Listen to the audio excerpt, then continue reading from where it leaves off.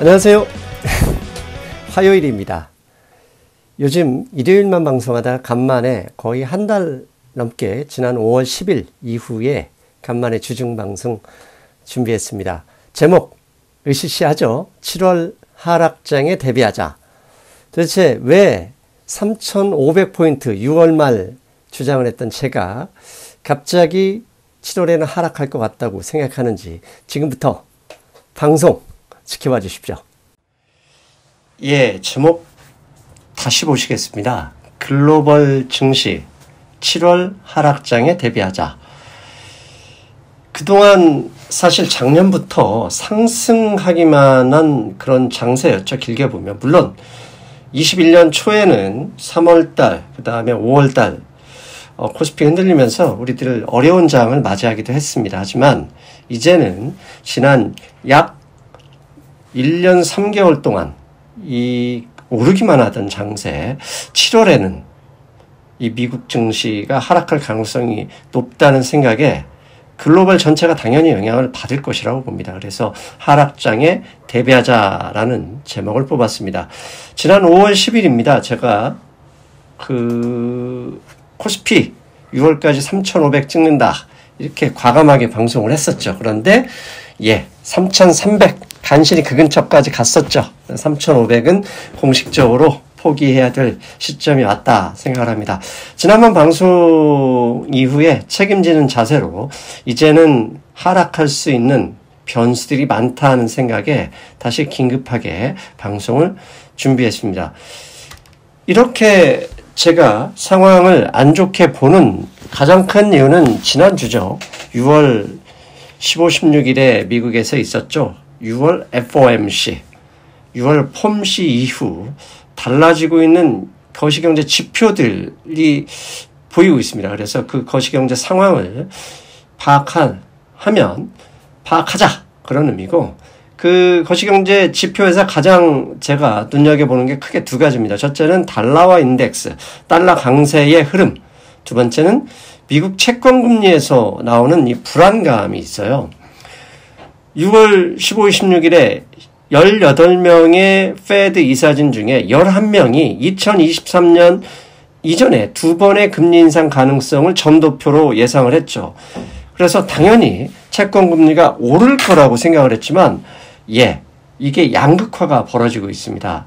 2년 만기 3개월 이런 단기 T빌이라고 하죠. 그런 아주 짧은 국채와 2년 만기까지 국채 금리는 그야말로 폭등 수준으로 급등을 하고 있는데 5년, 10년, 30년 이런 장기 채권들은 오히려 반대로 금리 인상 가능성에도 불구하고 하락하고 있어요. 그 이유가 무엇인지 찾아보고 그 다음에 중요한 거죠. 10년 만기 채권금리와 2년 만기 채권금리의 스프레드, 이 스프레드가 S&P 500 인덱스에 암시하는 기능이 있습니다. 그것까지 살펴본 이후에 7월에 하락장이 나올 수밖에 없겠구나 이렇게 결론을 내렸습니다. 먼저 달러화 인덱스입니다. 지금 보시는 그림처럼 달러화 인덱스가 5월 중순부터 6월 중순까지 FOMC 직전까지 약 한 달간 바닥을 계속 다지면서 FOMC 직전부터 저렇게 많이 올라가고 있습니다. 현재 금요일 기준이거든요. 금요일 92.21, 그러니까 90.0, 89를 깨니 만에 이래서 바닥 잡기를 하다가 곧바로 약 일주일 동안 상승하고 있습니다. 저렇게 달러화 인덱스가 가파르게 상승할 때 항상 앞에서 말씀드렸죠. S&P 500 인덱스는 약세 흐름이 많았습니다. 이게 사실인지 이거 비교해서 살펴볼 필요가 있겠죠? 그래서 지난 2년 동안의 S&P 500 인덱스와 달러화 인덱스의 차트를 비교해 봤습니다. 아래는 달러화 인덱스고요. 위에는 S&P 500 인덱스입니다. 저기 중간쯤에 있는 급등락했던 저 시기는 팬데믹 때였기 때문에 굳이 비교할 필요가 없죠. 팬데믹 이후에 보시면 동그라미 두 개 있죠. 달러화가 강세가 됐었을 그때마다 위에 S&P 500 인덱스도 항상 조정을 보였습니다. 그런데 지금 오른쪽 보시면 달러 인덱스가 거의 수직으로 서고 있죠. 근데 S&P 500 인덱스도 지금 50일 이동평균선에 걸려 있는데, 과거의 이 패턴대로라면 달러와 인덱스가 일단 강하게 반등을 했기 때문에 S&P 500 인덱스 추가로 하락할 여지가 있다. 이렇게 저는 보고 있습니다. 자, 두 번째는 채권금리입니다. 자, 18명의 패드 이사진이 중에 11명이 점도표에서 2023년 하반기에 2번의 금리 인상을 예상한다라고 했어요. 전에는 2024년 전에는 절대 금리 인상하지 않겠다라는 것이 페드의 점도표였죠. 그게 순식간에 바뀌어버린 거죠. 그런데 이렇게 조기 금리 인상 가능성이 나왔지만 채권 금리에서는 모두가 오르는 게 아니에요. 만기별로 움직임이 다른 움직임을 보이고 있어요.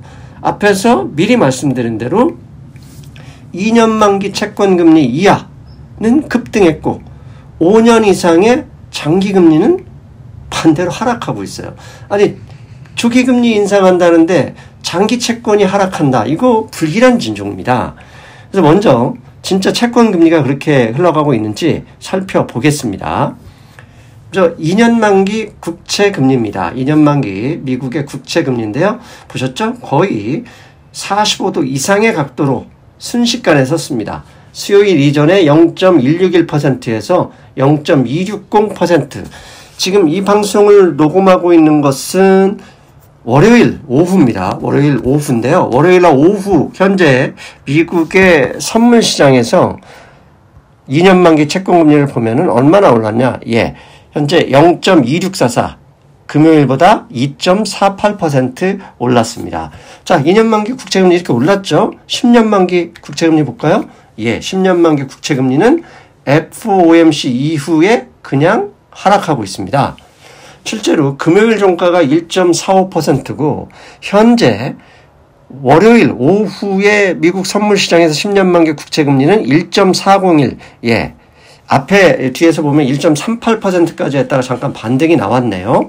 30년 만기 국채금리 한번 볼까요? 30년 만기 국채금리. 예. 10년 만기 국채금리보다 더 많이 빠졌습니다. 금요일 기준으로 2.01%.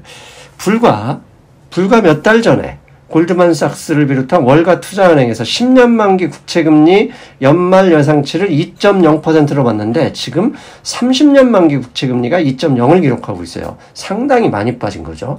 그렇다면 왜 단기 국채는 오르고 장기 국채금리는 하락하는지 그 이유를 추정해 봐야죠.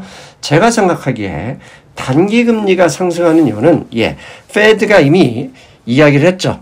2년 내에 인플레이션율을 잡기 위한 조치가 나올 것이다. 첫 번째로 나온 게 IOER 금리, 즉 초과지준에 대해서 금리를 0.05% 올렸습니다. 그 얘기는 뭐죠? 은행들이 가지고 있는 현금을 지준에 미국 초과지준 예치하라. 그런 의미입니다. 그래서 금리 더 줄 테니까 돈 내라. 그러니까 일종의 금리는 올리지 않았지만 유동성을 흡수하는 조치가 이루어진 거죠. 그래서 테이퍼링 논의, 토킹 어바웃 하지만 테이퍼링 논의, 금리 인상 가능성까지. 즉 페드가 일시적이라고 하는 물가 인상을 그냥 놔두지는 않을 것이다. 그렇게 되면 2년 이내에 결국 뭔가 조치를 취해서 단기 2년 이내의 국채금리는 오를 수밖에 없다. 이렇게 시장이 판단하고 배팅하는 거라고 볼 수 있고요.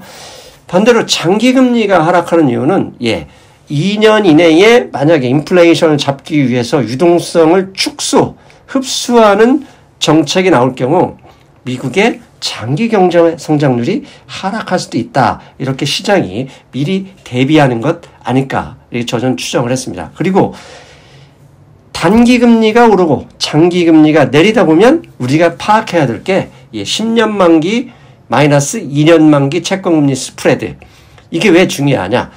2년 전에 장단기 금리 역전이 나오면서 지구가 망할 듯이 폭락론자들이 나오기 했었죠. 그런데 최근에는 이 10년 만기와 2년 만기 국채 금리가 스티프닝, 격차가 벌어지면서 주가가 계속 올랐었거든요. 그런데 장단기 금리 격차가 축소될 때 이 시점에 항상 S&P 500 지수가 어떻게 반응했는지 보니까 하락했어요. 실제로 그런지 확인해 볼까요?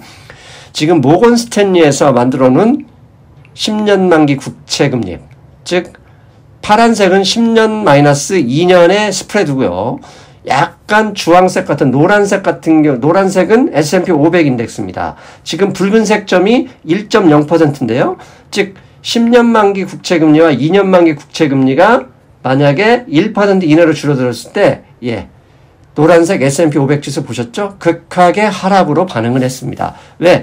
장단기 금리 격차가 축소된다는 얘기는 장기 미국 경제 전망이 별로 안 좋다는 것을 의미했거든요.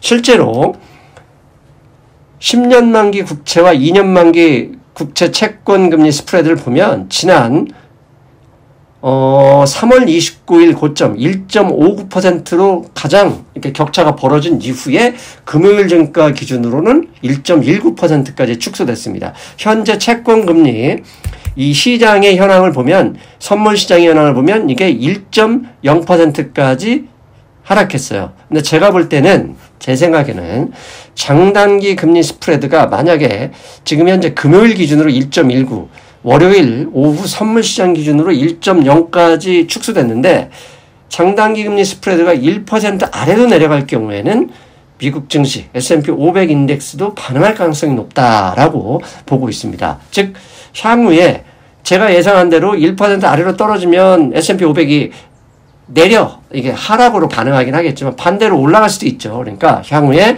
금리, 장단기 금리 스프레드와 달러화 지수를 확인하면서 현재 추세는 스프레드는 줄어들고 있고 달러화 인덱스는 올라가는 추세로 가고 있으니 하락장에 대비하는 게 맞다. 이게 제 생각입니다.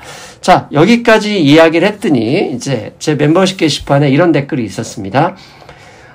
채권금리 하락하는데 기술주에는 유리한 거 아니냐? 예. 장단기 금리 스프레드가 확대될 때 10년 만기 채권금리가 내려오는 적이 있었죠. 그때는 기술주가 반응을 했지만 지금 현재 단기 금리는 오르고 장기 금리 전체적으로 어떻게 보면 비정상적으로 하락하고 있거든요. 이 점을 감안하면 미국 경제의 장기 성장 가능성, 장기 경제 성장률을 약하게 보고 있기 때문에 결국은 기술주라도 하락에서 벗어날 수 없겠죠. 여러분, 이런 흐름이라면 결국 7월 달에는 우리가 예상하는 것과는 계속 올랐으면 좋겠지만 저도 주식 포지션이 많이 있기 때문에 결국 하락할 가능성이 높다. 그렇다면 현금 비중 관리로 하락에 대비하는 게 좋겠다. 그게 상승미수의 생각입니다. 어떻습니까? 장단기 금리 차이가 급격하게 줄고 있다는 점, 이 점이 상당히 좀 불안 요소입니다. 앞에서 보신 것처럼 장단기 금리 차이가 1% 이하로 떨어졌을 경우 S&P 500 지수가 항상 반응을 했죠.